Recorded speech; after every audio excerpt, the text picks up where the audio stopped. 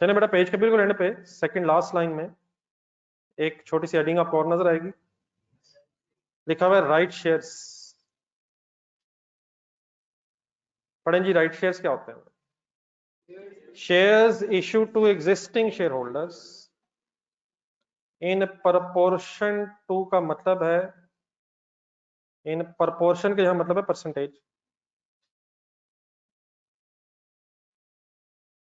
Proportion percentage.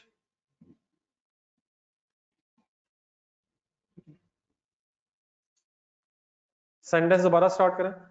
Shares issue to existing share होल्डर्स in proportion to the existing number of shares against consideration कहते हैं मुआवजे को। और नॉर्मल सिचुएशन ये है कि कंपनीज जब शेयर्स इशू करती हैं तो शेयर होल्डर से शेयर्स के मुआवजे के तौर पे कैश रिसीव करती हैं।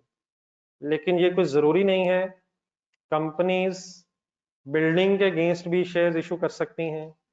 उस केस में फिर क्या एंट्री होगी? अगर बिल्डिंग के अगेंस्ट शेयर्स इशू है, कंपनी को क्या मिलेगा? कैश की जगह building, building debit, share capital credit. Machinery की जगह भी, मशीनरी के अगेंस्ट भी शेयर्स इशू हो सकते हैं, machinery debit, share capital credit. तो जरूरी नहीं कि कैश के अगेंस्ट ही शेयर्स इशू हो, नॉर्मल सिचुएशन कैश के अगेंस्ट ही है, लेकिन कंसिडरेशन ऑफ शेयर्स कैश के अलावा भी हो सकती है, कोई और एसेट भी हो सकता है। मसलन फॉर एग्जांपल, शेयर होल्डर कह रहा है कि मेरे पास एक बिल्डिंग है और मेरे से बिल्डिंग ले लें और मुझे शेयर्स इशू करते हैं, और कंपनी अगर एग्री कर जाए तो फिर बिल्डिंग कंपनी के पास आ जाएगी, बिल्डिंग डेबिट और शेयर कैपिटल क्रेडिट हो जाएगा। तो मुआवजा means consideration may be different from the cash, लेकिन नॉर्मल सिचुएशन यही कि कभी अगर कंसिडरेशन का वर्ड आ जाए तो नॉर्मली आपके क्या जहन में आएगा कि कैश के अगेंस्ट शेयर्स इशू हुए। ठीक है जी, कंसिडरेशन वर्ड क्लियर हो गया। अब जरा आराम आराम से मेरे साथ दोबारा ये सेंटेंस पढ़े, मैं एक्सप्लेन करता हूँ एग्जांपल के साथ। क्या ये रहा है कि अगर शेयर्स इशू हुए हैं तो एग्जिस्टिंग शेयर होल्डर्स, दोबारा जरा वर्ड्स ढूंढने वाला, एग्जिस्टिंग शेयर होल्डर्स को अगर फर्दर शेयर्स इशू हो जाए एग्जिस्टिंग नंबर ऑफ शेयर्स की परसेंटेज के मुताबिक और शेयर होल्डर से उन एक्स्ट्रा शेयर्स के अगेंस्ट पैसे ले लें, तो ये सिचुएशन कहलाती है राइट शेयर्स। एक टर्म है जो लॉ में यूज होती है, लेकिन राइट शेयर्स का वर्ड तब यूज होता है जब कंपनी अपने एग्जिस्टिंग शेयर होल्डर्स को उनकी एग्जिस्टिंग परसेंटेज ऑफ शेयर्स की बेस पे और शेयर्स इशू कर दे और उनसे पैसे ले ले, तो term used is right shares. अब यहां से ऑनवर्ड्स बात मेरी गौर से सुने। अगर एक कंपनी नई रजिस्टर हुई है तो उस वक्त कोई उसके एग्जिस्टिंग शेयर होल्डर्स नहीं होंगे,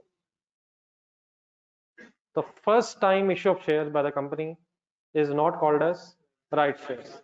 लेकिन subsequently first issue of shares के बाद अगर सब्सिक्वेंटली बाद में फर्दर शेयर्स इशू हो रहे हैं तो हमारा लॉ ये कहता है कि सबसे पहले वो फर्दर शेयर्स जो इशू होने लगे हैं वो एग्जिस्टिंग शेयर होल्डर्स को ऑफर करने हैं। अगर वो शेयर्स खरीद लें तो बात खत्म हो जाएगी, लेकिन अगर existing share holders further shares खरीदने में इंटरेस्टेड नहीं है तो देन फिर कंपनी जनरल पब्लिक को शेयर्स इशू कर देगी। First time issue of shares करते वक्त एग्जिस्टिंग शेयर होल्डर्स नहीं होंगे, तो first issue is not called as right shares. Subsequently अगर कंपनी ने शेयर्स इशू करने हैं तो पहले हमेशा ऑफर करने होते हैं एग्जिस्टिंग शेयर होल्डर्स को, और अगर एग्जिस्टिंग शेयर होल्डर वो शेयर्स ले लें तो देन फिर राइट शेयर्स का वर्ड यूज होगा, और अगर वो ना लें जनरल पब्लिक ऑफर करेंगे फिर राइट शेयर्स वर्ड यूज नहीं होगा। राइट शेयर्स का वर्ड कब यूज होगा? जब एग्जिस्टिंग शेयर होल्डर्स होंगे और एग्जिस्टिंग शेयर होल्डर्स की परसेंटेज ऑफ शेयर्स के बेस पे उन्हें फर्दर शेयर्स मिल जाएं और वो उसके अगेंस्ट क्या पैसे दे दें, तो टर्म यूज होगी राइट शेयर। अब मेरी बात को फर्दर क्लियर करने के लिए एक सेकंड बोर्ड पर देखें, जो मैं लिखने लगा हूँ ये आप नोट कर लीजिएगा, लेकिन कहाँ वो मैं बाद में बताता हूँ, पहले जरा सुन ले मैं कहना क्या चाह रहा हूँ। लेट्स अज्यूम किसी कंपनी के 4 शेयर होल्डर्स हैं, अली, बशीर, एक सेकंड, अली, बशीर, मिस्टर सी, मिस्टर डी। ठीक है, 4 बंदे हैं, नाम कोई भी रख ले, मैंने बस ही बोला है। सपोज अली के पास शेयर्स है, ए के पास शेयर्स है 1000, बी के पास 2000, 3000 एंड 4000, टोटल कितना?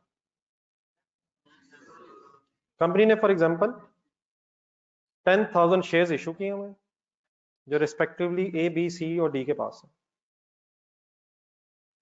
It means I am assuming कि ए, बी, सी, डी पहले शेयर होल्डर हैं। अब ये कंपनी फॉर एग्जांपल 100 शेयर्स, या चलो थोड़ी सी क्वांटिटी बढ़ा लेते हैं, 1000 शेयर्स और इशू करना चाहती है, 1000 शेयर्स और इशू करना चाहती है। तो अब पहले किसका राइट है कि उन्हें शेयर्स दिए जाएं? तो ये राइट की वजह से राइट शेयर वर्ड यूज होता है। अब ये 1000 जो शेयर्स हैं, अगर फर्दर शेयर इशू हो रहे हैं और ए, बी, सी, डी को ऑफर किया जाए और ए, बी, सी, डी उसमें उसको लेने में इंटरेस्टेड हो जाए, तो अब 1000 में से ए को कितने, बी को कितने, सी को कितने और डी को कितने देने हैं? इसके लिए क्या करना है, एग्जिस्टिंग शेयर से एक प्रपोर्शन मीन परसेंटेज निकालनी है। मैंने कोशिश की है बड़ी सिंपल सी वर्किंग फिगर्स लिखूं ताकि आप शायद विदाउट एनी कैलकुलेटर भी वर्किंग कर सकें। ए के पास कितने शेयर्स हैं, ए के पास कितने शेयर्स हैं, कितने में से, 10,000 में से 1,000 शेयर।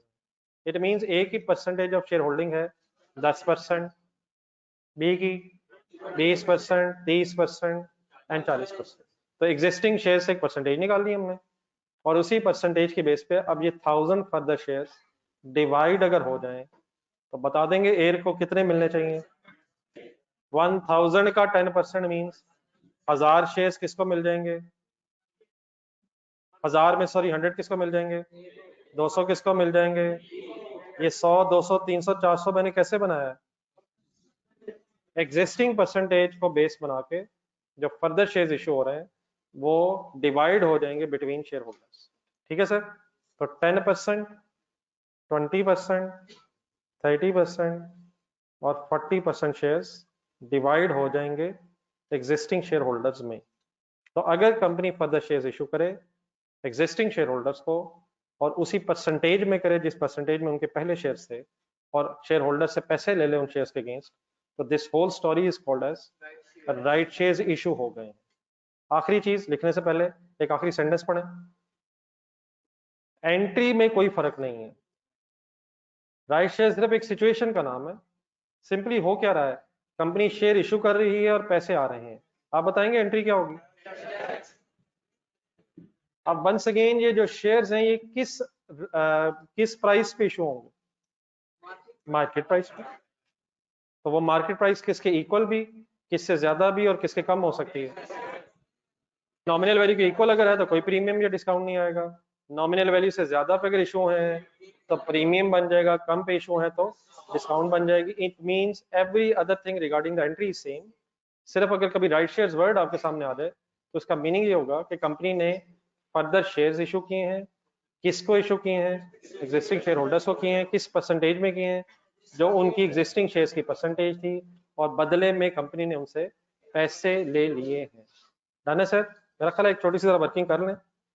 ये शेयर्स की बेस पे मैंने जरा राइट शेयर्स डिस्ट्रीब्यूट किए हैं, पिछला पेज भी खाली है, अगर इस पेज के नीचे जगह ना हो थोड़ा सा राइट शेयर्स वर्ड्स वगैरह लिख के एक्सप्लेन कर ही लें।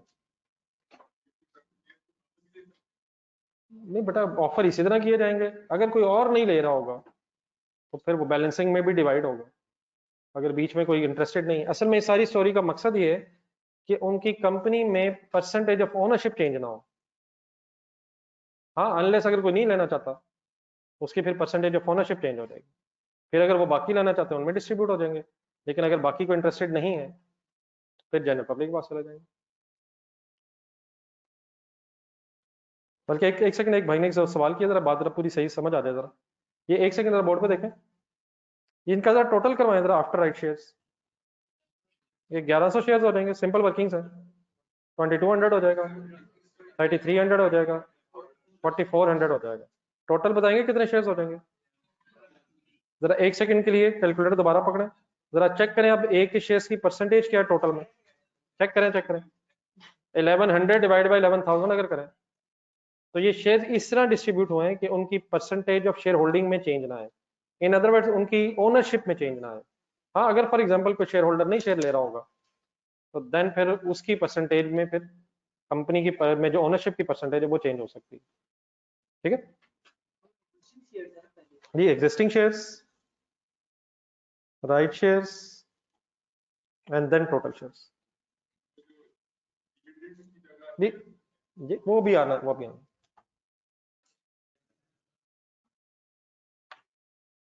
ये सारी जो शेयर्स और डिविडेंड की बहस कल से शुरू हुई है, ये अब शुरू तो हो गई है, लेकिन इसने शायद हर टॉपिक में ही आगे आना है।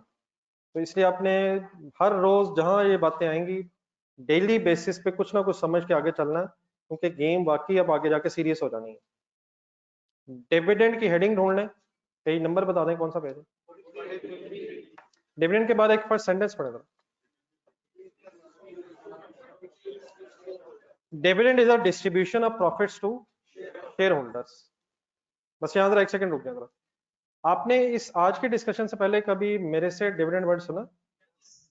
हाँ जी सुना सर, प्लीज सुना सर। रिटेन्ड अर्निंग्स की वर्किंग ज़हन में लाया जरा। रिटेन्ड अर्निंग्स का लेजर जरा स्टेटमेंट फॉर्म में मेरे साथ बनाया जरा। Starting point opening retained earnings, plus क्या होता है? प्रॉफिट। लेकिन पिछला पेज ज़हन में लाया जरा।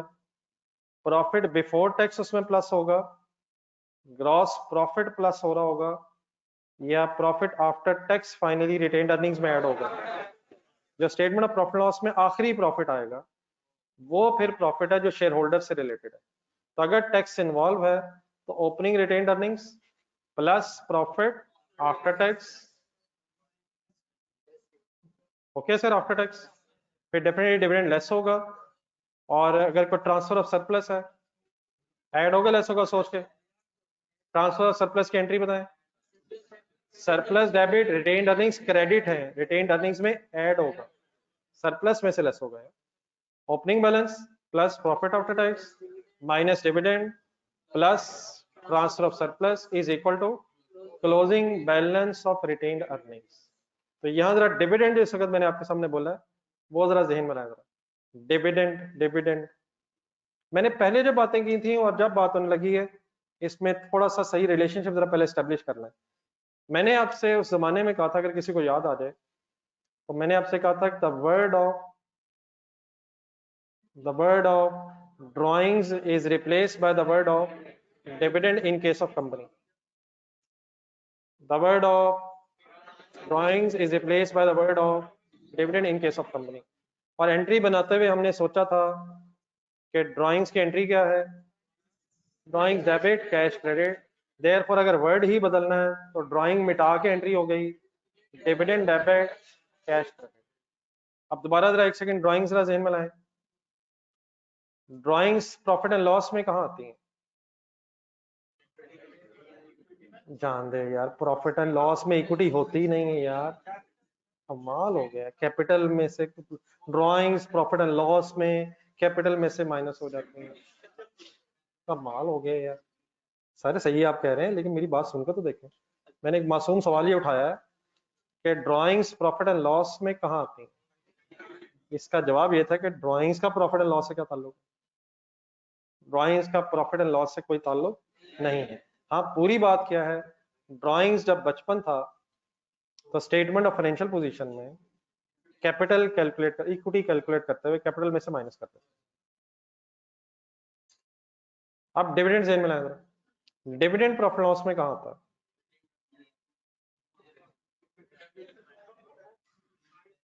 बेटा डिविडेंड प्रॉफिट एंड लॉस में उसी तरह हरगिज नहीं आता है जिस तरह ड्राइंग्स नहीं आती।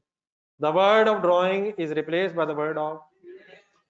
फर्क सिर्फ ये है, प्रेजेंटेशन में फर्क ये है कि हम ड्राइंग्स को कैपिटल की कैलकुलेशन में माइनस करते थे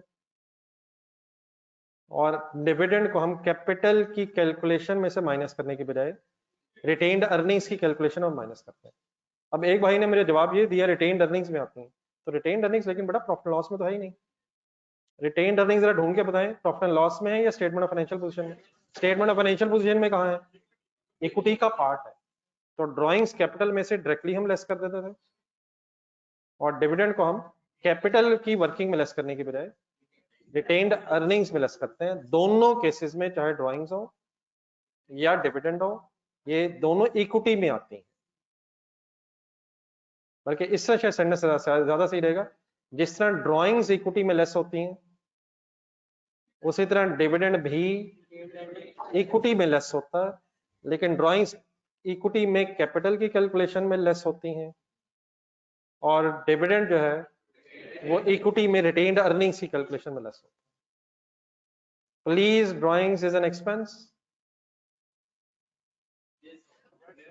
यस सर, एक्सपेंस है, इसीलिए तो स्टेटमेंट ऑफ फाइनेंशियल पोजीशन में आता है। एक्सपेंसेस कहाँ आते हैं? प्रॉफिट एंड लॉस में। और ड्राइंग्स में तो प्रॉफिट एंड लॉस में सुबह दोपहर शाम। नेचर तो एक्सपेंस ही है, तो अगर नेचर एक्सपेंस है तो बचपन में अपने टीचर को क्यों नहीं बताया कि इसे प्रॉफिट एंड लॉस में लिखें? नेचर एक्सपेंस नहीं है।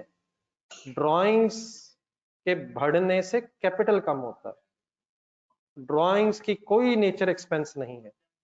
डेबिट तो है, तो अगर डेबिट है तो एसेट भी तो डेबिट ही होता है, इसका मतलब एसेट की नेचर भी एक्सपेंस है।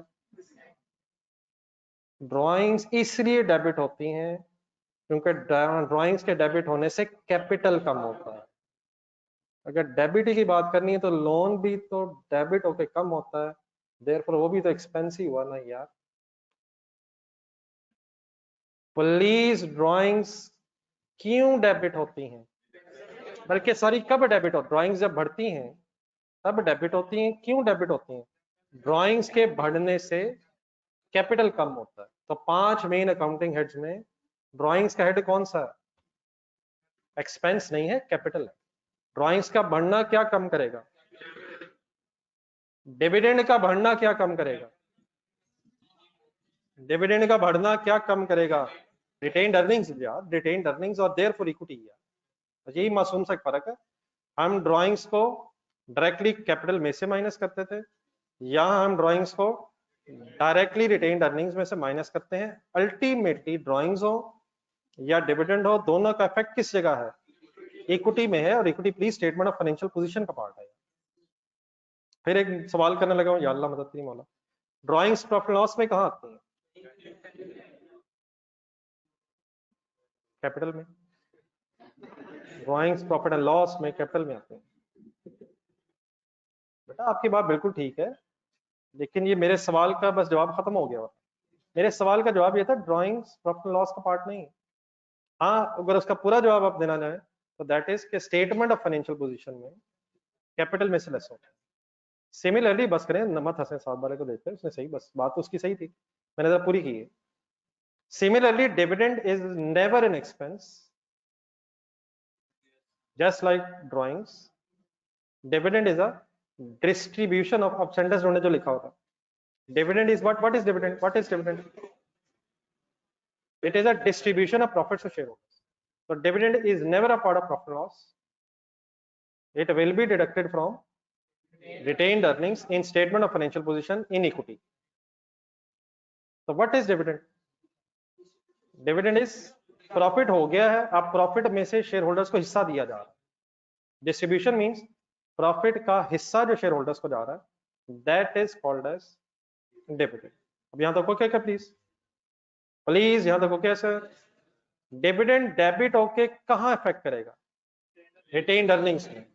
रिटेन्ड अर्निंग्स कहां होती हैं? स्टेटमेंट ऑफ फाइनेंशियल पोजीशन में। आई होप कि ये बहस अब याद रहेगी।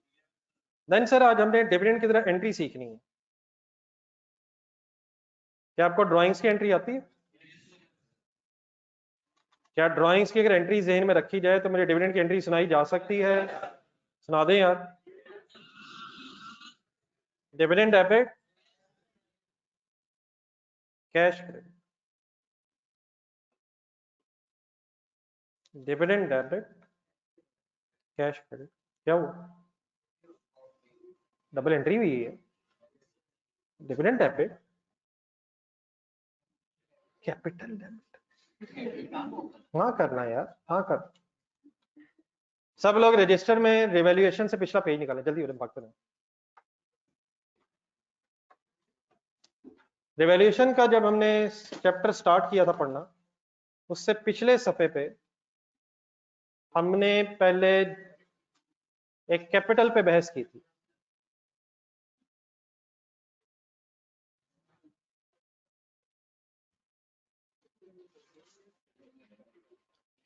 और मैं फिर जीत गया हूं, मैंने सफा कोई नहीं निकाला। रिवैल्यूएशन से जस्ट पीछे इमीडिएटली आफ्टर डिस्पोजल बहस, क्वेश्चन नंबर 9 वगैरह, मतलब एग्जैक्टली वो पेज सामने रखेंगे। नहीं वो मुझे याद नहीं है, जो भी होगा सही कह रहे होंगे आप। आपने capital plus profit minus drawings is equal to closing capital लिखा होगा, तो शुरू से स्टार्ट करेंगे, ऐसे ही सर। फिर मैंने यहाँ आपके साथ कुछ ड्राइंग की एंट्री डिस्कस जरूर की होगी, तो ड्राइंग्स की तरह एंट्री सुना है बेटा? ड्राइंग्स की एंट्री मैंने रिक्वेस्ट की थी, ड्राइंग्स की एंट्री ना बदलें, drawings debit cash credit entry यही है। बाद में इस ड्राइंग्स को अगर कैपिटल के लेजर में लेके जाना है तो वो एक अलग ट्रांसफर एंट्री है, लेकिन उस ट्रांसफर एंट्री को कोई याद करने की जरूरत नहीं है। वो तो शायद हम जब कैपिटल का लेजर बना रहे होंगे, अपने जहन में लाया जरा कैपिटल का लेजर, तो उसमें अगर ड्राइंग्स लिख के क्लोजिंग कैपिटल निकालना है तो हम डेबिट साइड पर ड्राइंग्स लिख लेंगे, तो वो लेकिन आपको ट्रांसफर एंट्री नजर आ रही है। तो what is the double entry of drawings? Drawings debit cash credit, हाँ अगर गुड्स हैं तो परचेजेस क्रेडिट वगैरह वगैरह वगैरह। तो what is the double entry of drawings? Drawings debit cash credit. इसी के नीचे जरा ढूंढे, फिर जब डिविडेंड की बहस आई थी तो डिविडेंड की एंट्री आपने क्या लिखी थी? यहाँ लिखी होगी कहीं इसी पेज पे, कहीं आगे पीछे थोड़ी सी, रिटेन्ड अर्निंग्स के लेजर वगैरह बनाने से पहले या उस वक्त ड्राइंग्स की जगह डिविडेंड डेबिट कैश क्रेडिट, लेकिन साथ शायद आपने ये फिर लिखा होगा कि इस डिविडेंड को अगर रिटेन्ड अर्निंग्स में ट्रांसफर करना है तो फिर एक एक्स्ट्रा ट्रांसफर एंट्री है, लिखी हुई है मेरा ख्याल आपने, रिटेन्ड अर्निंग्स डेबिट और डिविडेंड क्रेडिट, लेकिन ये बड़ा ट्रांसफर एंट्रीज है। लेकिन what is the double entry जो आपने अपनी अकाउंटिंग के बेसिक्स में पहले पढ़ी होगी ड्राइंग्स की? ड्राइंग्स डेबिट कैश क्रेडिट, और ड्राइंग्स की जगह डिविडेंड डेबिट कैश क्रेडिट मैंने आपके सामने लिखा। अब ओके प्लीज, यहां तक बार बार मैं क्या कहता जा रहा हूं? The word of drawing is replaced by the word of dividend in case of company. तो देयरफॉर अगर drawings debit cash credit entry है और वर्ड ही बदलना है तो dividend debit cash credit entry बननी चाहिए डिविडेंड की। अब यहां तक ओके है? ओके है सर? Any confusion? जी ऑनलाइन स्टूडेंट्स, सिर्फ अब डिफरेंस सुने आज। अब डिफरेंस बेटा सिर्फ ये है कि सर किस में बताने लगा हूं, किसको किससे कंपेयर करी जा रहा हूं बार बार? ड्राइंग्स और डिविडेंड में डिफरेंस सिर्फ फाइनली ये है कि डिविडेंड पहले डिक्लेयर होता है और फिर सब्सिक्वेंटली कुछ दिन बाद पे होता है। कंपनी के शेयर होल्डर्स बहुत सारे हो सकते हैं, ओनर्स वही हैं, लेकिन कंपनी के शेयर होल्डर्स इस तरह नहीं कि किसी दिन कंपनी में आए, कंपनी का कैश का दराज खोला, कैश उठाया, जेब में रखा, घर पहुंच गए।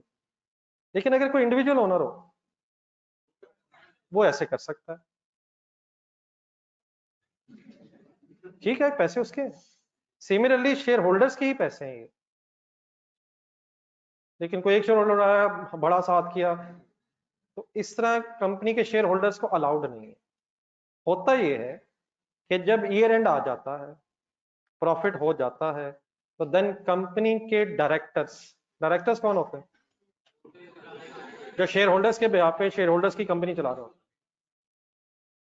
कंपनी के directors with the consultation of the share holders फिर डिसाइड ये करते हैं कि हमने डिविडेंड देना है या कितना, तो कितना देना है।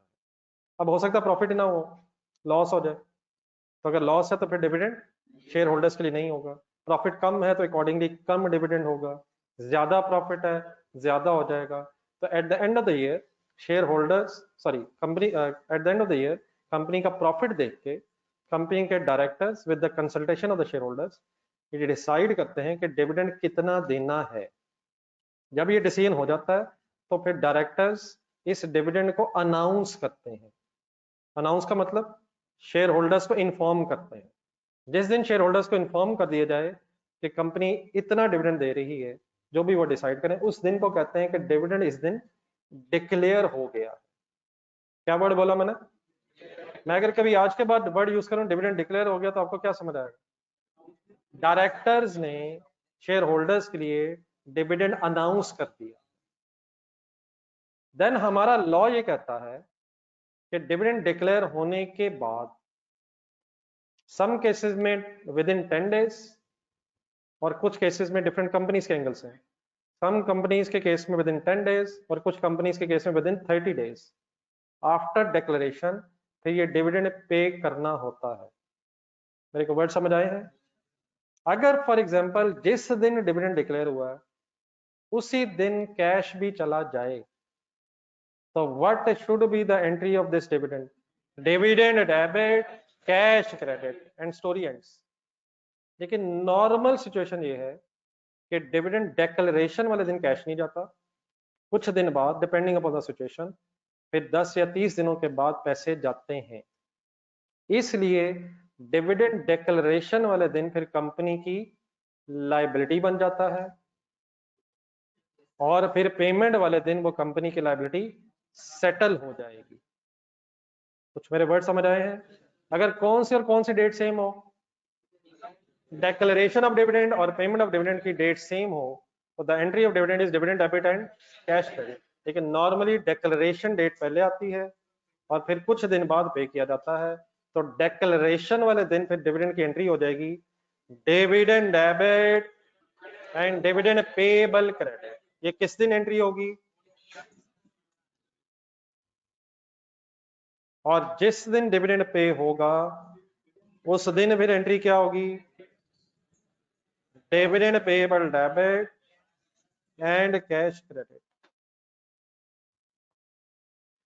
ड्राइंग्स के केस में इस तरह पेबल बनाने वाली सिचुएशन इसलिए नहीं है क्योंकि ओनर अपनी मर्जी से पैसे जब चाहे उठा लेता है, लेकिन कंपनी के केस में फॉर्मेलिटीज जरा कंपैरेटिवली ज्यादा होती हैं। पहले डायरेक्टर्स डिविडेंड डिक्लेयर करते हैं, अगर उस दिन पे ना किया हो तो फिर लायबिलिटी बन जाएगी और जब पेमेंट करेंगे तो देन फिर लायबिलिटी खत्म हो जाएगी। तो what is the entry of dividend declaration? बोला करें, बोला करें। अब कंसंट्रेट या फुल करें या आपने डेफिनेटली लिखना है, लिखा भी हुआ है, मैं बताता हूँ अपने हाथ से भी कहीं लिखना चाहिए आपको, लेकिन पहले जरा गौर से इन एंट्रीज के इफेक्ट्स जरा जहन में लाते हैं। डिविडेंड डेबिट होने से कहाँ इफेक्ट होगा? रिटेन्ड अर्निंग्स कम हो जाएंगे और उससे इक्विटी कम हो जाएगी। डिविडेंड पेबल अगर क्रेडिट हुआ है और ईयर एंड पे अभी ये डिविडेंड पे नहीं हुआ तो लाइबिलिटीज में आ जाएगा, और हम हमेशा करंट लाइबिलिटीज में क्यों आएगा? ये with in next 10-30 days means with in next 1 year इसने पे हो जाना। तो डिविडेंड डेबिट होने से रिटेन्ड अर्निंग्स कम होंगी और ऑब्वियसली रिटेन्ड अर्निंग्स कम होने से इक्विटी कम होगी। लेकिन पेबल का जो सेकंड इफेक्ट है ये करंट लायबिलिटीज में अपीयर हो जाएगा। इन other words full concentrate, what will be the effect of this first entry on statement of profit और लॉस? अब ये फिर जवाब आप अपना चेक करें खुदा के लिए। रिटेन्ड अर्निंग्स कम हो जाएंगी, बेटा मैं मानता हूं कम हो जाएंगी, what is the effect of this entry in profit and loss statement? मैं आ रहा हूं, hold on your words, hold on your words. Profit and loss पे कोई इफेक्ट नहीं है, रिटेन्ड अर्निंग्स पे है तो सही। आ रहा हूं। रिटेन्ड अर्निंग्स कहाँ होती हैं प्रॉफिट लॉस में? सेल में प्लस हुई होती हैं, एक्सपेंसेस में मल्टीप्लाई हुई होती हैं। हौसला हौसला, प्रॉफिट एंड लॉस पे इफेक्ट कोई नहीं है। हाँ, स्टेटमेंट ऑफ फाइनेंशियल पोजीशन में डिविडेंड डेबिट होने से रिटेन्ड अर्निंग्स इक्विटी में इफेक्ट होंगी और सेकंड इफेक्ट करंट लायबिलिटीज को इफेक्ट करेगा। तो this first entry has nothing to do with the profit and loss statement. Second entry पे आ रहा, डिविडेंड पेबल अगर डेबिट हो, बोर्ड पे नजर आ रही है, और कैश क्रेडिट हो जाए तो इस एंट्री से प्रॉफिट एंड लॉस पे क्या इफेक्ट आएगा? लायबिलिटीज कम हो जाएंगी, होने लगी हैं, होने लगी हैं। प्रॉफिट एंड लॉस में वंस अगेन इस सेकंड एंट्री का भी कोई इफेक्ट नहीं है। फटाफट बताने कहाँ इफेक्ट होगा? लायबिलिटीज, करंट लायबिलिटीज कम होंगी और करंट एसेट्स में कैश भी कम होगा। इन अदर वर्ड्स डिविडेंड डिक्लेयर हो या पे हो, profit and loss statement effect नहीं होती है। अब अपने पेज पे जरा आए, डिविडेंड के एंगल से पहला सेंटेंस क्या याद रखना है? इट इज अ और देन अगली चीज क्या ज़हन में रखनी है? जब ये डिक्लेयर होता है तो देख के एंट्री बोलना है। ये जरा ब्रैकेट अंडरलाइन करिए एंट्री के नीचे जो लिखी है बुक पे। और जब ये पे हो जाता है तो डिविडेंड पेएबल डेबिट और कैश क्रेडिट हो जाता है। यहाँ तक डन है सर? एनी कंफ्यूजन जी ऑनलाइन स्टूडेंट्स?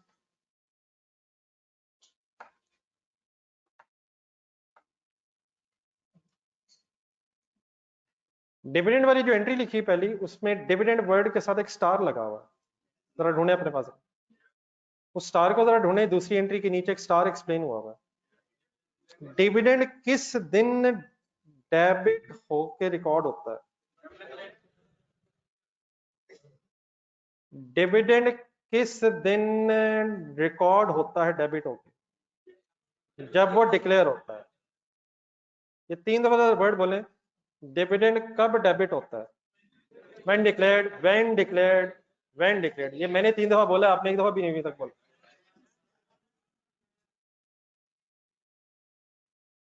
डिविडेंड बेटा उस दिन डेबिट होता है जिस दिन डिविडेंड डिक्लेयर हो।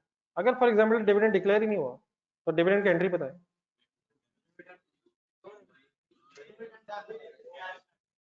अगर थोड़ी देर पहले आपने 3 दफा बताया था कि डिविडेंड बेटा उस वक्त रिकॉर्ड होता है जब वो डिक्लेयर हो, और मैंने कहा अगर डिविडेंड डिक्लेयर नहीं हुआ तो एंट्री बताएं, और आपने इतने कॉन्फिडेंस से कि उसकी हद ही हो गई है। कोई मसला हंसने की जरूरत नहीं है, मेरा सवाल भाई तक सही नहीं पहुंचा था। अगर डिविडेंड बेटा डिक्लेयर ना हो तो फिर एंट्री नहीं होगी है। डिविडेंड की डिक्लेरेशन पे डबल एंट्री होनी है, डिविडेंड डेबिट और पेबल क्रेडिट। और अगर डिविडेंड बेटा डिक्लेयर ही नहीं हुआ तो नो एंट्री। तो देयरफॉर फिर डिविडेंड पेमेंट की एंट्री बताएं। जब डिक्लेयर ही नहीं हुआ तो पेमेंट की बहस ही नहीं। ये भी तो हो सकता है पेमेंट होगी हो लेकिन डिक्लेयर ना हो। पहले कौन सा इवेंट होगा, फिर पेमेंट वाला इवेंट होगा। Dividend becomes liability of the company. Concentrate, बस बस हंस लिए, थोड़ा सा हंसना था, हंस लिए। Dividend becomes liability of the company when it is declared. ये अपने हाथ से जगह राइट साइड पे, वहां एक वर्ड सेंटेंस लिखा है, ये इन एंट्रीज के साथ राइट साइड पे स्पेस है। Dividend becomes liability of the company, dividend becomes liability of the company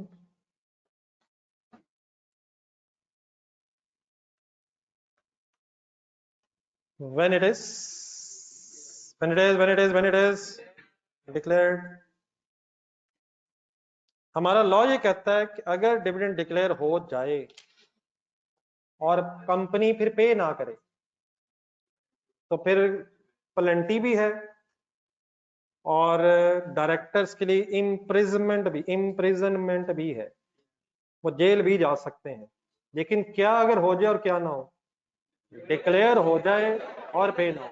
लेकिन अगर डिविडेंड डिक्लेयर ही नहीं हुआ तो फिर कोई लायबिलिटी नहीं है, फिर कोई फाइन नहीं है, फिर कोई मसला नहीं है। Once the dividend is declared it becomes an obligation, it becomes a liability. Therefore dividend की एंट्री होगी ही किस दिन? जब वो डिक्लेयर होगा, जब वो डिक्लेयर होगा, और जब वो डिक्लेयर। मैंने 3 दफा क्यों बोला? क्योंकि मैंने पहले भी 3 दफा बोला था, फिर भी मुझे जवाब मिला कि अगर डिक्लेयर ना भी हो तब भी रिकॉर्ड होगा। आई होप के डिविडेंड तब रिकॉर्ड होगा जब वो डिक्लेयर होगा। अच्छा, इन वर्ड्स को लेना आपने सीरियस है, ये चीजें नहीं हैं, गलतियां हो जाती हैं, लेकिन कोशिश करेंगे तो इंशाल्लाह ये गलतियां इंप्रूव हो जाएंगी। एक छोटी सी बात मैंने और भी की है, वो भी कहीं मेरा ख्याल है राइट साइड पे थोड़ी सी जगह बन जाएगी। डिविडेंड डिक्लेयर्ड और paid has no effect on statement of profit loss. लिखें जरा सेंटेंस एक लिखें। Dividend declared or paid has no effect on statement of profit loss. Dividend declared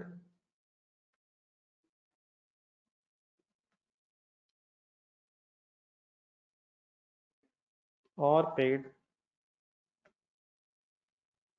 has no effect on statement of profit और loss, statement of comprehensive income. ये statement of profit और loss कहूं या statement of comprehensive income कहूं, एक ही चीज के दो नाम है, सोच लें। ये भी स्टेटमेंट ऑफ फाइनेंशियल पोजीशन कहूं और स्टेटमेंट ऑफ फाइनेंशियल पोजीशन कहूं, तो डेफिनेटली एक ही चीज की बात कर रहा हूँ। बैलेंस शीट वर्ड सुना था आपने? चले, लेकिन मेरा ख्याल है वो तो पुराना हो गया। लेकिन statement of profit loss, statement of comprehensive income interchangeably word use हो जाते हैं। दोनों का स्टार्टिंग पॉइंट क्या है? दोनों स्टेटमेंट्स का स्टार्टिंग पॉइंट क्या है? सेल यार, सेल, उसी की बात कर रहा हूँ यार। जी sir, what is the double entry of dividend declared? एक नजर मैं रुक रहा हूँ, 2 सेंटेंसेस अपने हाथ से भी आपने लिखे हैं, एंट्रीज भी आपने देखी, देख नहीं लिखी हुई। Any confusion in mind? देखे देखे, मैं 1 मिनट रुक रहा हूँ, जर्नलिस्ट साहब भी। और मैं रुका किस काम के लिए हूँ ये सबको पता है, लेकिन सब नौजवानों ने देखा सबसे पहले उसको है जिसका सबसे शदीद खतरा है कि कहीं टाइम ओवर हो गया हो और हमें पता ना चला हो। अक्सर ये इत्तेफाक होता है कि 6 बज जाते हैं शाम के और हमें पता ही नहीं चलता कि क्लास का टाइम तो 2 बजे खत्म होना था। अक्सर ये हो जाता है, रेयर चांस ये है कि कभी क्लास टाइम पे खत्म हुई हो। तो ठीक है, खदशा आई होप कभी, लेकिन मुझे खतरा ये रात का 1:25 हुआ है, आपको पता ही नहीं चला, दोपहर को आए थे 12 बजे और रात का 1 बज गया और 25 मिनट ऊपर भी गुजर गए। पढ़ते पढ़ते पता ही नहीं चलता आप लोगों को। अब प्लीज को चेक करना ना शुरू कर दीजिएगा, इतना टाइम नहीं हुआ कि हम पढ़ते पढ़ते हमें पता ही नहीं चला।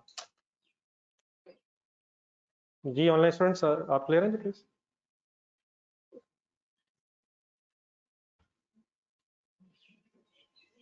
जी आगे चलें सर, आगे चलें सर। जी ऑनलाइन स्टूडेंट्स, देन सर इसके बाद अब आपके सामने कुछ फर्दर लॉ से रिलेटेड, कंपनी लॉ से रिलेटेड, डिविडेंड से रिलेटेड, फाइनेंशियल स्टेटमेंट से रिलेटेड कुछ डिस्कशन आनी है। मैंने आपके सामने बहुत कुछ लिखना है, ये सब कुछ आपके लिए लिख रहा हूँ, लेकिन ये क्या है, क्यों लिख रहा हूँ, अगर पहले ये अंडरस्टैंड कर लेंगे तो इंशाल्लाह लिखना इशू नहीं। तो सब कुछ आपके लिए नया आएगा। अभी कुछ लीगल रिक्वायरमेंट्स हैं जिनका एज एन अकाउंटेंट FA1 का सिलेबस कवर करते हुए आपको पता होना चाहिए। तो प्लीज गौर से मेरी बातें सुनना शुरू आप हो गए हैं। बिस्मिल्लाह रहमान रहीम। लेट्स अज्यूम बड़ा एक कंपनी है,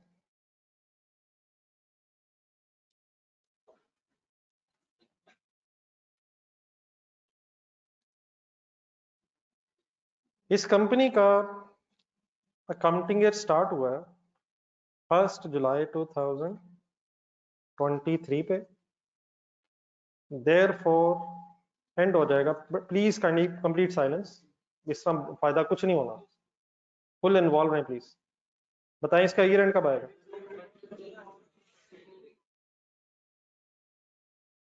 1 जुलाई 2023 से फॉर एग्जांपल अकाउंटिंग स्टार्ट हुआ है और 30 जून 2024 पे इस कंपनी का ईयर एंड आ गया। जब बेटा ईयर एंड आ जाता है तो फिर इस ईयर एंड पे खड़े होके आप इस पीरियड की फाइनेंशियल स्टेटमेंट्स बनाते हैं, ये तो सबको पता है। Definitely profit and loss statement for the year बनाएंगे और statement of financial position as on बनाएंगे। ईयर एंड आ जाएगा, फिर फाइनेंशियल स्टेटमेंट्स हमने बनानी है। ठीक है सर, तो ये हमारा statement of financial position date आ गई। जो ईयर एंड होता है कंपनीज का, उसको फिर बोलते हैं statement of financial position date या रिपोर्टिंग डेट। किसको बोलते हैं? ईयर की स्टार्ट की डेट को या ईयर की एंड की डेट को? मतलब जिस डेट पर स्टेटमेंट ऑफ फाइनेंशियल पोजीशन बननी है उसे statement of financial position date या रिपोर्टिंग डेट भी कहा जाता है। Reporting date in the sense, इस डेट पे हमें फाइनेंशियल स्टेटमेंट्स की एक रिपोर्ट बना के शेयर होल्डर्स को देनी है। एक रिपोर्टिंग डेट भी इसके लिए वर्ड होता है। किस डेट की बात कर रहा हूँ? 30 June 2024 according to my example. यहाँ तक ओके प्लीज? अब कुछ लीगल रिक्वायरमेंट्स आपके सामने मैं लिखने लगा हूँ। हर कंपनी के लिए फिर ये रिक्वायर्ड है, every company is required to conduct an AGM of its shareholders. AGM is an abbreviation of annual general meeting. Her company के लिए रिक्वायर्ड है कि हर साल के एंड पे annual general meeting, share holders की एक मीटिंग कॉल करनी है, जिसमें शेयर होल्डर्स को बुलाना है, उनसे बहुत से चीज़ें डिस्कस करनी है। उनमें से एक इम्पॉर्टेंट एजेंडा आइटम मीटिंग का ये भी होता है कि शेयर होल्डर्स से फाइनेंशियल स्टेटमेंट्स डिस्कस करके उनसे शेयर होल्डर से फाइनल अप्रूवल ली जाती है। हर साल के एंड पे कंपनी के लिए क्या रिक्वायर्ड है, ये अब लीगल रिक्वायरमेंट्स आपके सामने लिख रहा हूँ। कंपनी लॉ रिक्वायर करता है कि हर कंपनी ने अपनी साल में एक दफ़ा annual general meeting of share holders call करनी है, और उसमें बहुत कुछ डिस्कस होना है। जो जो हमें ज़रूरत पड़ेगा मैं बताता रहूँगा, लेकिन उसमें सबसे इंपॉर्टेंट चीज़ जो डिस्कस होती है दैट इज़ फाइनेंशियल स्टेटमेंट्स उनके साथ शेयर की जाती हैं। फाइनेंशियल स्टेटमेंट डिस्कस होती हैं, फिर वो बताते हैं जी कंपनी के क्या हालात हैं, आप एज ए मैनेजमेंट बताते हैं क्या हालात हैं, कैसे इंप्रूव करें, कैसे और बढ़ाएं, लॉस हो गया तो क्या करें, वगैरह वगैरह। तो ये सारी चीज़ें फिर उस मीटिंग में डिस्कस होती हैं। लेकिन ये मीटिंग कब तक होनी होती है, ये भी जरा मैं कंक्लूड कर दूंगा sentence. Every company is required to conduct an AGM of its share holders within 120 days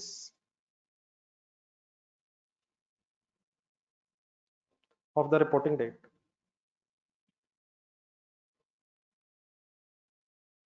law की ये रिक्वायरमेंट है कि एजीएम किसके बाद कितने दिनों में हो जाए। ये जो मैंने लिखा है, जरा मुझे थोड़ा सा अप्लाई करवाएं मेरी इस एग्जांपल में। What is the reporting date? 30 June 2024। Within 120 days का मतलब मैक्सिमम कितने दिनों बाद हो जाने चाहिए? 120 डेज तक मैक्सिमम हो जानी चाहिए, लेकिन इट डजंट मीन आखिरी दिन ही होनी चाहिए। 120 डेज से पहले भी हो सकती है। लेट्स अज्यूम हमारी कंपनी ने डिसाइड किया है कि हम 120th डे पे ही जाके एजीएम करेंगे, तो आपने मेरे साथ ईयर एंड के बाद 120 दिन पूरे करने हैं। ईयर एंड मेरा किस दिन आया? नेक्स्ट मंथ कौन सा होगा? जुलाई में 31 दिन होते हैं। बचपन में पढ़ा था कि अगस्त में भी 31 होते हैं। कैलकुलेटर पकड़ना। जुलाई के 31, अगस्त के 31 प्लस करते हैं, सितंबर के 30, यहां तक कितने हो गए? 92। अक्टूबर में 31 दिन होते हैं, तब फर्दर 31 ऐड नहीं होंगे। 31 अक्टूबर तक नहीं जा सकते, 3 दिन कम शायद होंगे। तकरीबन 28 अक्टूबर हमारे इस केस में वो आखिरी दिन बनता है जिस दिन एजीएम होनी चाहिए। तो प्लीज किसने किया सर? क्या किया है सर? अभी तो जीरो ही नहीं मिला, कैलकुलेटर पे जीरो नहीं मिल रहा। कैलकुलेटर ही नहीं मिला, जीरो कहाँ मिलना था? जुलाई के कितने दिन? अगस्त के 62 हो गए, सितंबर में 30 डेज है, 92 हो गए, 92 माइनस 120, 28 दिन और बनते हैं। तो अक्टूबर की 28 तारीख आखिरी दिन बनती है अकॉर्डिंग टू द लॉ, जिस दिन तक एजीएम इस कंपनी की हो जानी चाहिए। Let's assume for the sake of a discussion कि हमारी कंपनी ने यही डिसाइड किया है कि हम 28 अक्टूबर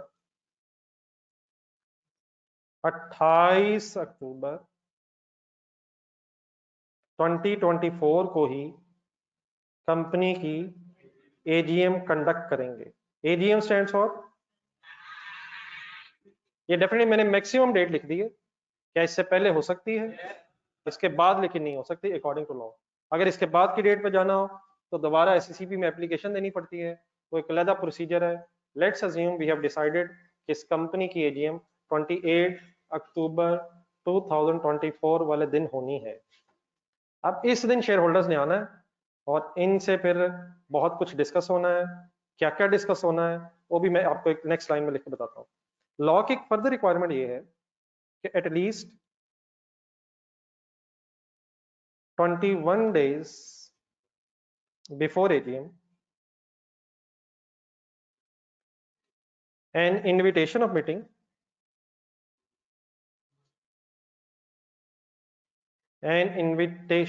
meeting along with authorized copy of financial statements. FS stands for financial statements is to be sent to shareholders। ये सेकंड मैंने जो पॉइंट लिखा है इसको पढ़ के जरा एक सिंपल ट्रांसलेशन करने की कोशिश करते हैं। At least 21 days before AGM N invitation of meeting. Invitation of meeting का मतलब इनवाइट भी तो करना है, उन्हें बताना है किस दिन मीटिंग है, क्योंकि जरूरी नहीं कि 28 को ही हो। किस दिन मीटिंग है, किस जगह मीटिंग है, कहाँ उन्होंने आना है, किस टाइम पे आना है। तो invitation sort of letter, invitation of meeting किसके साथ, नहीं किस, अलोंग विद साथ एक फाइनेंशियल स्टेटमेंट्स की कॉपी भी भिजवानी है। ऑथराइज का मतलब है यहाँ साइंड कॉपी, लेकिन साइंड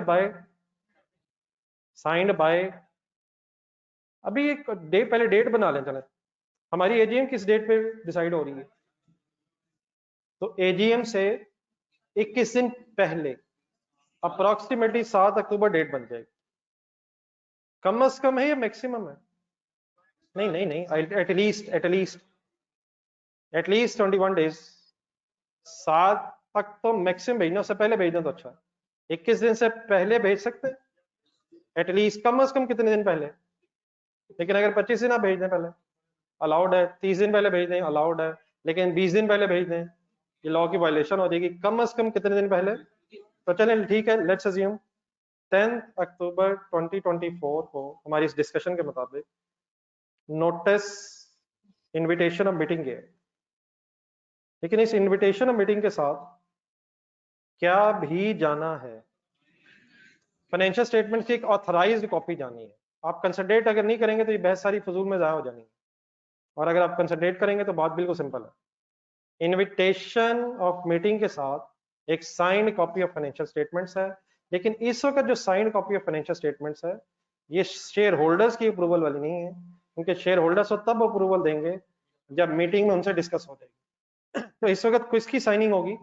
साइंड बाय मैनेजमेंट। एक मैंने वर्ड लिखा है, मैनेजमेंट में कौन कौन शामिल है वो मैं जरा थोड़ा सा आपको एक आइडिया देता हूँ। हमारा ये लॉ ये कहता है कि कंपनी के अगर कोई फाइनेंशियल स्टेटमेंट्स है तो उन पे एक चीफ एग्जीक्यूटिव और एक डायरेक्टर ने साइन करने हैं। सारी लॉ की प्रोविजंस बता रहा हूं, किसने ऑथराइज करना है? चीफ एग्जीक्यूटिव और डायरेक्टर। और अगर चीफ एग्जीक्यूटिव साहब पाकिस्तान में ना हो तो फिर 2 डायरेक्टर्स ने साइन करना। लेकिन अगर कंपनी लिस्टेड हो, लिस्टेड कौन सी होती है? जिसके शेयर स्टॉक एक्सचेंज में ट्रेड हो रहे होते हैं, तो एक तीसरा पर्सन आप जैसा कोई सीएफओ, चीफ फाइनेंशियल ऑफिसर, उसने भी साइन करने हैं।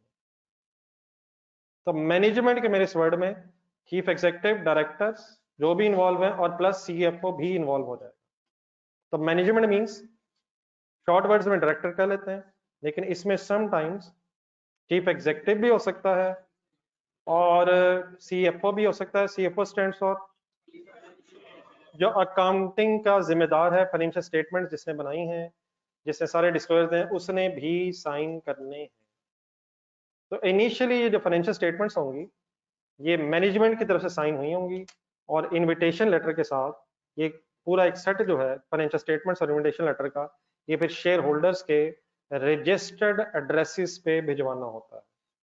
और आजकल ऑनलाइन जमाना है, साथ लेकिन उसकी सॉफ्ट कॉपी भी ईमेल एड्रेसेस वगैरह पे भेज दी जाती है, लेकिन हार्ड कॉपी के साथ साथ सॉफ्ट कॉपी भी शेयर की जाती है।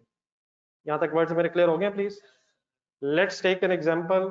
वापस इन बेस पे डेट्स की तरफ आते हैं। मीटिंग किस दिन डिसाइड हुई है? 21 दिन पहले क्या किया गया होगा? Invitation letter along with financial statement sign. Next question आपसे ये है, किस साल की फाइनेंशियल स्टेटमेंट्स की साइन कॉपी? 30 जून 2024 की या नेक्स्ट ईयर की?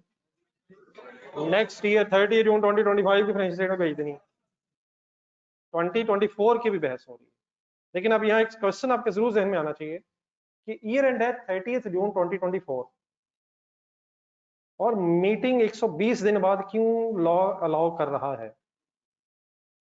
तो ये जरा मेरे से ही सुनना, ये बेटा प्रैक्टिकली पॉसिबल ही नहीं है कि आप अकाउंटेंट 30 जून 2024 वाले दिन आखिरी दिन बैठे हों और आखिरी दिन फाइनेंशियल स्टेटमेंट्स फाइनल करके उठ जाएं। रीजन सुने एक दो। सबसे पहले क्लोजिंग स्टॉक ध्यान में लाएगा। फाइनेंशियल स्टेटमेंट्स में क्लोजिंग स्टॉक का इफेक्ट होता है? सर जी होता है सर। कॉस्ट ऑफ सेल में भी होता है, और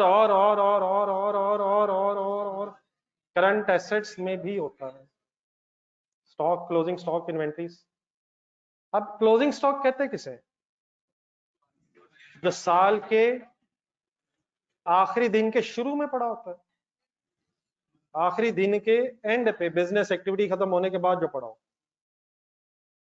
तो क्लोजिंग स्टॉक को फिर फिजिकली गिना जाता है, कितने स्टॉक की क्वांटिटी पड़ी है, फिर FIFO या वेटेड एवरेज की बेस पे उसकी वैल्यूएशन की जाती है, और फिर से लोअर ऑफ कॉस्ट और NRV की बेसिस पे मैयर किया जाता है। तो ये आखिरी दिन नहीं होगा, आखिरी दिन तो स्टॉक की क्वांटिटी पता चलेगी। नेक्स्ट अकाउंटिंग ईयर के कुछ ना कुछ दिन जरूर एक्स्ट्रा लग जाएंगे। फिर जरा रिवैल्यूएशन ध्यान में लाएं जरा। अगर कंपनी ने कोई ईयर एंड पे रिवैल्यूएशन की है, रिवैल्यूएशन रिवैल्यूअर की रिपोर्ट होगी, उसे हर एसेट को जो भी उसने रिवैल्यू किया होगा, कैरिंग अमाउंट और भाईजान फेयर वैल्यू को कंपेयर किया जाएगा। फिर सरप्लस लॉस के डिसीजन होंगे, फिर पुराना तो नहीं पड़ा वो फैसला होगा, फिर कोई ड्यूरिंग द ईयर कोई रिवैल्यूड एसेट सेल तो नहीं हो गया, फिर वो फैसला होगा। तो ये कब होगा? जब ईयर एंड आ जाएगा उसके बाद के कुछ दिन लगेंगे। फिर हर कंपनी के लिए ये कंपलसरी होता है कि उसने अपनी फाइनेंशियल स्टेटमेंट्स का ऑडिट करवाना है। आप जैसे नौजवानों को ढूंढना है, ये नौजवान किस किस अकाउंटिंग ऑडिटिंग फर्म में है, फिर उनको इनवाइट करना है और उनसे ये कहना है कि ये फाइनेंशियल स्टेटमेंट्स हमने बना ली हैं, आए जरा चेक करके देखें सही बनाई गई हैं या नहीं बनाई गई। और कोई भी अगर नॉर्मल साइज भी कंपनी आप जहन में लाएंगे तो उसका भी ऑडिट करने के लिए कम से कम 1 महीना 1.5 महीना रिक्वायर्ड होता है। ये क्या बताई जा रहा हूँ? प्लीज, फाइनेंशियल स्टेटमेंट किस दिन कंप्लीट नहीं हो सकती हैं। कुछ दिन अकाउंटेंट्स को भी लगते हैं नेक्स्ट अकाउंटिंग पीरियड। फिर डेप्रिसिएशन अगर आप ध्यान बनाएंगे, उसके डिफरेंट मेथड्स हैं, बहुत से एसेट्स हैं, किसकी कैसे डेप्रिसिएशन, तो कुछ तो टाइम हम अकाउंटेंट्स का लग जाता है। फिर जब वो फाइनेंशियल स्टेटमेंट्स कंप्लीट हो जाती हैं तो ऑडिट भी होना है, और ऑडिट भी होगा, हो सकता है ऑडिटर्स को पॉइंट्स निकाल दें, गलतियां निकाल दें, तो उनको भी फिर करेक्ट किया जाएगा। और आफ्टर ऑडिट फिर फाइनेंशियल स्टेटमेंट इस पोजीशन में आती हैं कि जिसमें आपको फाइनली पता चलेगा कि फाइनली फाइनेंशियल स्टेटमेंट्स की में प्रॉफिट कितना है और उसके एसेट्स और लायबिलिटीज कितनी है। It means next accounting period का भी बहुत सारा टाइम पीरियड फाइनेंशियल स्टेटमेंट्स को फाइनल करने में लग जाता है। लेकिन डेफिनेटली एंड कहाँ जाके होना ही होना है। 120 डेज में तो एजीएम भी करनी है, उससे 21 डेज पहले नोटिस भी भेजना है। अब ये 21 डेज पहले अगर 7 अक्टूबर जहन में लाया जाए तो क्या इस वक्त तक फाइनेंशियल स्टेटमेंट्स फाइनल हो जानी चाहिए? मैनेजमेंट बेटा डेफिनेटली तभी साइन करेगी अगर मैनेजमेंट के एंगल से फाइनेंशियल स्टेटमेंट्स अब कंप्लीट हो गई हैं और एरर फ्री हो गई। अब थोड़ी सी बातें कुछ प्रैक्टिकली जो रियल लाइफ में प्रॉब्लम्स आते हैं।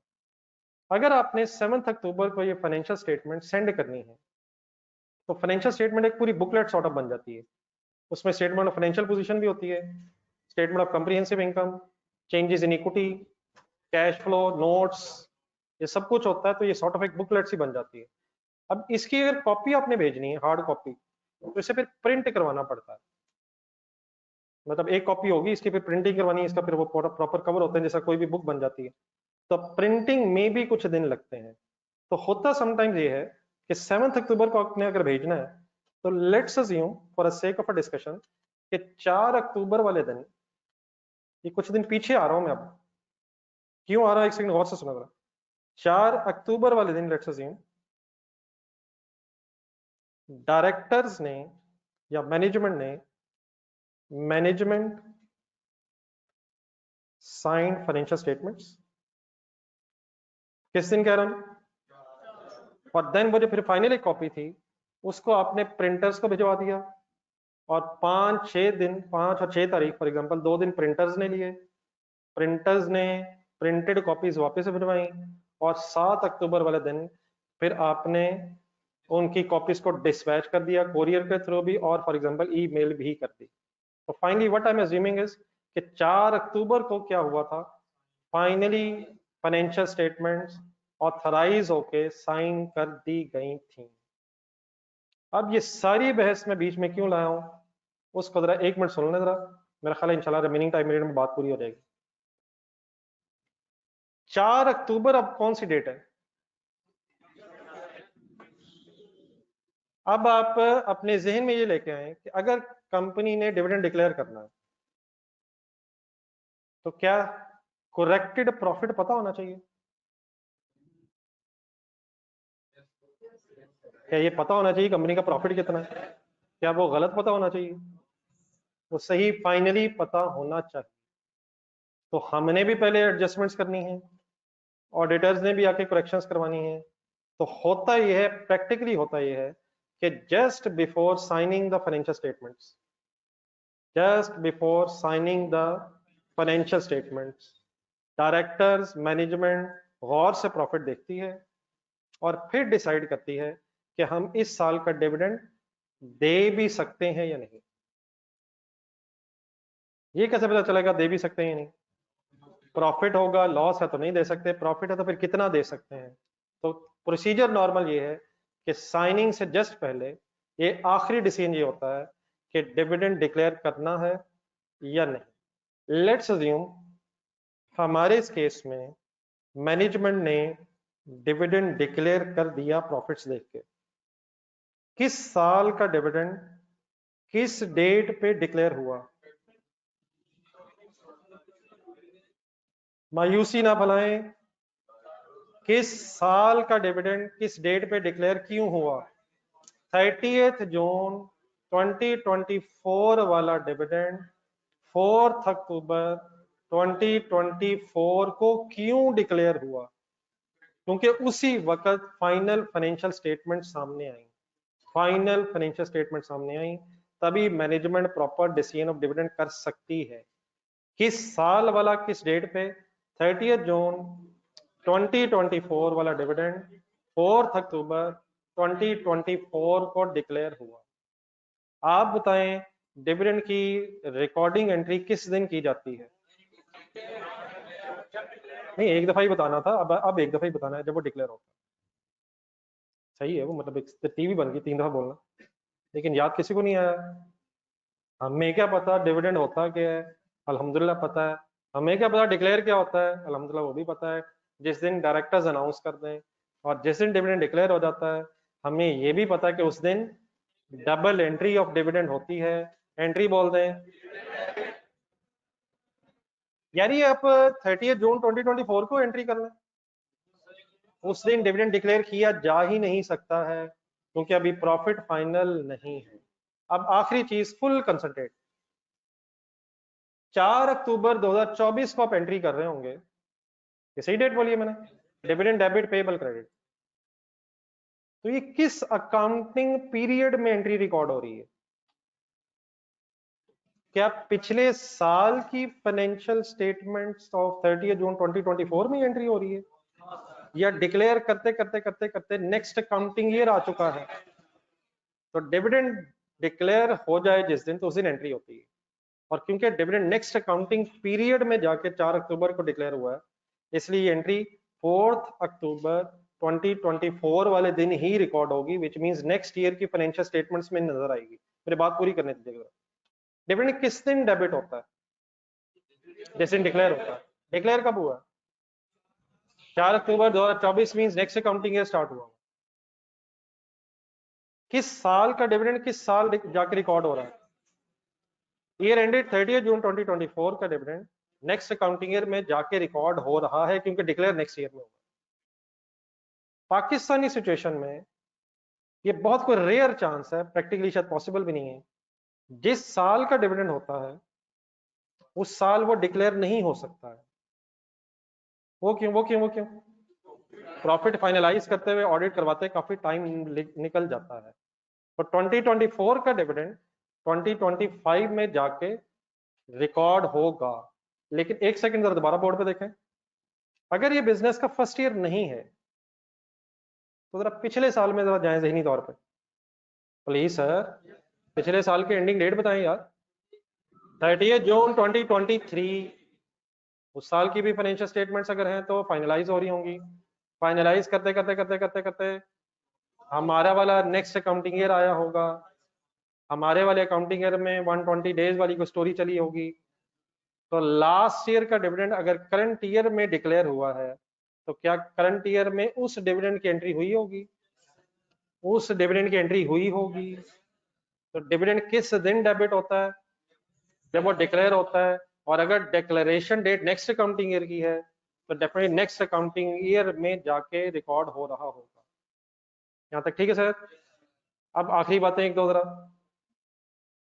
अगर पूरा साल गुजर जाए और पूरे साल के प्रॉफिट्स की बेस पे एक डिविडेंड डिक्लेयर किया जाए, सेंटेंस रिपीट करें मेरा, अगर और पूरे साल के प्रॉफिट्स को बेस बना के डिविडेंड डिक्लेयर किया जाए तो इस डिविडेंड को कहते हैं फाइनल डिविडेंड। अब अपनी बुक पे आ जाए जरा। हम कब लिखेंगे, हम कैसे लिखेंगे? रिलैक्स, हम इंशाल्लाह आज लिख के जाएंगे। एजीएम का खर्चा भी करते हैं। एक मिनट, पहले मेन मसाइल खत्म कर लें। एजीएम के खर्चे इंशाल्लाह जब आप एजीएम में जाके चाय शाय पियेंगे तो खुद ही रिकॉर्ड हो जाएंगे। एक मिनट यहाँ तक का जब महाज मैंने खोला जरा ये कंप्लीट होने बाद, जहां आपने मेरे साथ एंट्रीज अभी फाइनल की थी उसके फौरन बाद एक डिविडेंड की हेडिंग है दोबारा, ये उसी पेज पे हूं मैं इस वक्त।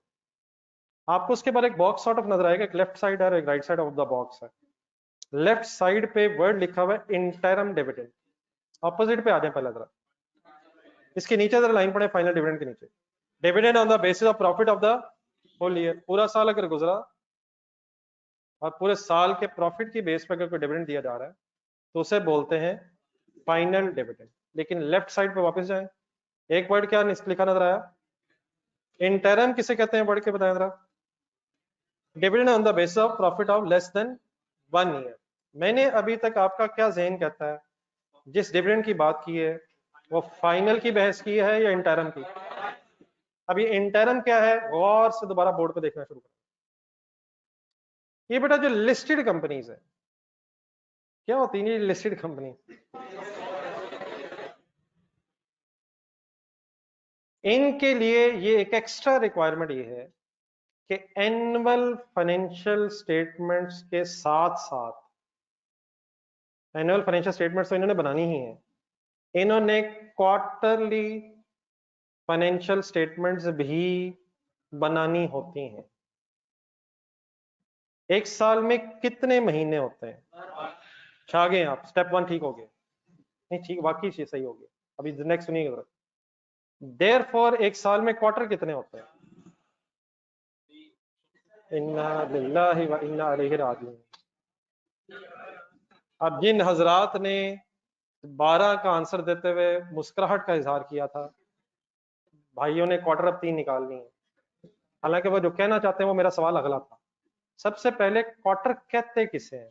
चौथे हिस्से को। नहीं, मैंने कंफर्म पहले कर लेते हैं।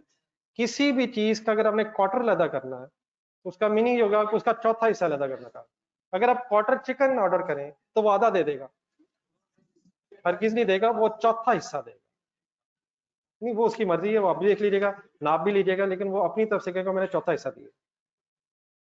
अगर किसी भाई से कोई बिस्किट खा रहा है और आप कहें यार क्वार्टर दे दे तो वो चौथा हिस्सा देगा। रोटी अगर आप खा रहे हो तो क्वार्टर मीन्स चौथा हिस्सा, क्वार्टर कहते हैं चौथे हिस्से। प्लीज अगर मैं गलत कह रहा हूं तो बता दूं। तो एक साल में 4 क्वार्टर्स होंगे ये कंफर्म है, होते वैसे 3 है, क्वार्टर 4 है, लेकिन क्योंकि साल में 12 महीने हैं इसलिए हर क्वार्टर में 3 महीने आ जाएंगे। ये हुई ना बात, तो 3 क्वार्टर ही निकले ना आखिरकार। प्लीज 12 महीने साल में, साल में 4 क्वार्टर्स एंड हर क्वार्टर में 3 महीने। आई होप कि हम सब सेम पेज पे। लेकिन अब जरा बोर्ड वाले पेज पे। 1 जुलाई 2023 को मैंने अकाउंटिंग स्टार्ट किया। कंप्लीट साइलेंस, हम अकाउंटेंट एक हद से ज्यादा नहीं मुस्कुरा सकते प्लीज। लिस्टेड कंपनीज के लिए एक एक्स्ट्रा रिक्वायरमेंट ये है कि उन्होंने क्वार्टरली फाइनेंशियल स्टेटमेंट्स भी बनानी है। तो आइए जरा मेरे क्वार्टर्स पूरे करवाएं। पहला क्वार्टर कब एंड हो रहा होगा? जुलाई, अगस्त, सितंबर की डेट बताएं। सितंबर की डेट बता दें। 30 सितंबर 2023 को इस कंपनी का पहला क्वार्टर एंड हो जाए। इट मींस इस फर्स्ट क्वार्टर में इन 3 महीनों की फाइनेंशियल स्टेटमेंट्स बनेंगी। एक मिनट। और प्रॉफिट एंड लॉस स्टेटमेंट भी बनेगी, एज ऑन भी बनेगी 3 महीनों के एंड पे। तो फाइनेंशियल स्टेटमेंट्स क्वार्टरली भी बनती हैं। अगर कोई कंपनी इन 3 महीनों का प्रॉफिट गौर से देखे और इन्हीं 3 महीनों के प्रॉफिट्स की बेस पे कोई डिविडेंड डिक्लेयर कर दे, तो ये डिविडेंड अब फाइनल डिविडेंड नहीं कहलाएगा, ये इंटरम कहलाएगा। इंटरम जरा पढ़े जरा। इंटरम डजंट मीन 3 महीने का, 4 महीने का, 5 महीने का, simply less than 1 year, which can be 3 months, which can be 6 months, which can be 9 months, which can be 11 months, लेकिन पूरा साल नहीं। अगर पूरे साल की बेस पे हो जाएगा तो फिर वो फाइनल है। Let me finish just a minute. Second quarter की एंडिंग डेट बताएं बेटा। गिन सकते हैं आप, अक्टूबर, नवंबर, दिसंबर, 31 दिसंबर सेकंड क्वार्टर एंड हुआ, प्रॉफिट्स नजर आए, लेकिन डिविडेंड नहीं दिया। बाद में दे देंगे। नहीं दिया तो इंटरम है या फाइनल है?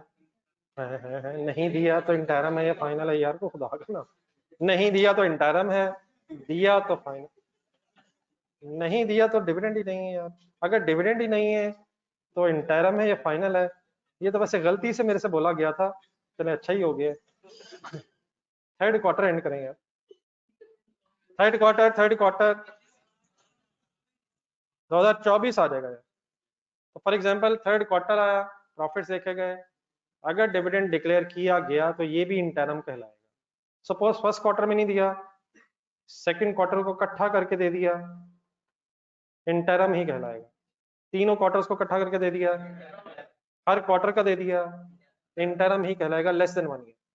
लेकिन ऑब्वियसली अब एक फोर्थ क्वार्टर भी एंड होना है, लेकिन फोर्थ क्वार्टर के एंड पे फाइनेंशियल स्टेटमेंट्स नहीं बनाई जाती, क्योंकि अब फोर्थ क्वार्टर के बाद पूरा साल कंप्लीट हो जाना है और देयर पर फिर एनुअल फाइनेंशियल स्टेटमेंट्स ही बनती हैं।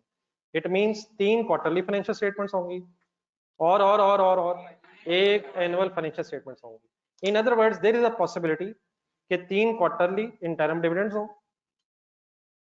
और एक फिर एंड में जाके फाइनल डिविडेंड। इंटरम डिविडेंड हो या फाइनल डिविडेंड हो, वो उस दिन रिकॉर्ड होगा जिस दिन वो डिक्लेयर है। लेकिन ये जो इंटरम डिविडेंड्स हैं, इनके लिए कोई एजीएम की लिमिटेशंस नहीं है। ये डायरेक्टर्स ने खुद ही फाइनेंशियल स्टेटमेंट्स बनानी होती हैं, शेयर होल्डर्स को बुलाने की रिक्वायरमेंट नहीं है। इसलिए नॉर्मल सिचुएशन ये है कि इंटरम डिविडेंड जिस साल का होता है वो उसी साल में डिक्लेयर होकर रिकॉर्ड हो जाता है, लेकिन फाइनल डिविडेंड जिस साल का होता है, हिम्मत हिम्मत हिम्मत, वो उस साल के बाद नॉर्मली डिक्लेयर हो रहा होता है। इसलिए फिर वो नेक्स्ट अकाउंटिंग पीरियड में रिकॉर्ड हो रहा होगा, डेबिट हो रहा होगा। यहाँ तक बात प्लीज क्लियर है? अब बाकी बातें करने का हमारे पास टाइम नहीं है, लेकिन लिखने का टाइम अभी बचा हुआ है। चेक कर लें लिखना कहाँ है आपने है। आइडियल ये है कि इस पेज के रजिस्टर पे मेरा ख्याल है बहुत दूर हो जाएगा, बाद में आपको नजर आए ना आए। इस पेज के अगर इस पेज के पे बजाय इससे पिछला पेज पे जरा, ये जो चैप्टर से पहले एक पेज आया था जिसका आधा को सफा खाली है, पेज 40 था, अगर वहां जरा नोट कर लें थोड़ा सा डिटेल में, खुला खुला साफ सुथरा, ये सब कुछ जो ऊपर नीचे मैंने लिखा है ये सब कुछ आपने लिखना है। आई होप कि हम लिख सकते हैं। आज आपका ये भी टेस्ट है कि आप लिख भी सकते हैं नहीं, तो अपना अपना जरा लिख के देखें, बाद में फिर चेक कर लेंगे साथ वाले ने सही लिखा है नहीं। और काइंडली अगर टाइम में पूरा हो जाए तो बीच में ना उठ जाइएगा, डायरेक्टर के स्पेलिंग कम से कम मैंने पूरे कर लीजिएगा। ये डी मैंने लिख लिया, आई रहता है, तो मैं बल्कि इस तरह करता हूँ, पहले आप ऊपर लिख लें, जरा थोड़ा छोटा हो जाएगा वरना शायद पीछे नजर ना आए सही। अब ऊपर ये टाइम लाइन वगैरह ये सब कुछ लिख लें, फिर जो नीचे मैंने लिखा तो बाद में ऊपर कर देते हैं। Complete silence. और तस्वीर नंबर 717.5 खींच ली गई है। और मेरे भाई बेटा इसको अपने हाथ से लिखो, ये तस्वीरें पहले भी खींची गई थी, उनका कोई फायदा नहीं हुआ। भाई एक और आ गई, 727 हो गई। बेटा प्लीज ना मजाक बनाएं प्लीज, खुदा के लिए अपने हाथ से लिखें, मुझे पता है घर अच्छा थे। नहीं, अगर इतना छोटा नजर आ रहा मैं और बड़ा कर देता हूँ। ये आखिरी लाइन में नजर आ रहा है, तो दरमियान में बोर्ड से क्यों नहीं नजर आ रहा?